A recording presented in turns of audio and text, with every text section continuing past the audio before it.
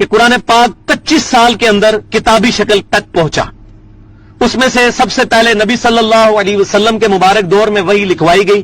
آپ صلی اللہ علیہ وسلم وحی لکھواتے تھے اور اس میں زید بن ثابت رضی اللہ تعالیٰ عنہ ٹاپ آف دا لسٹ آپ کے لکھنے والے تھے، کاتب وحی. سیدنا معاویہ بھی تھے رضی اللہ تعالیٰ عنہ، اور بھی صاحب تھے، اور اس میں زید بن ثابت رضی اللہ تعالیٰ عنہ ٹاپ آف دا لسٹ آپ کے لکھنے والے تھے، کاتب وحی. سیدنا معاویہ بھی تھے رضی اللہ تعالیٰ عنہ، اور بھی صاحب تھے، اور اس میں زید بن ثابت رضی اللہ تعالیٰ عنہ ٹاپ آف دا لسٹ آپ کے لکھنے والے تھے، کاتب وحی. سیدنا معاویہ بھی تھے رضی اللہ تعالیٰ عنہ، اور بھی صاحب تھے.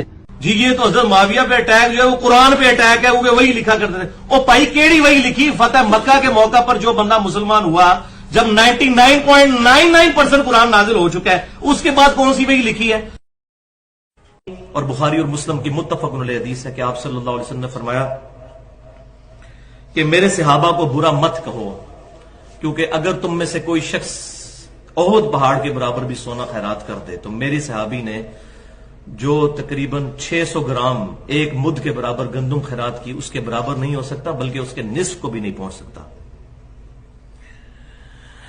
تیرے مصطفیٰ کے صحابہ سے مجھ کو عقیدت ہو دل میں صدا یا الہی، عقیدت ہو دل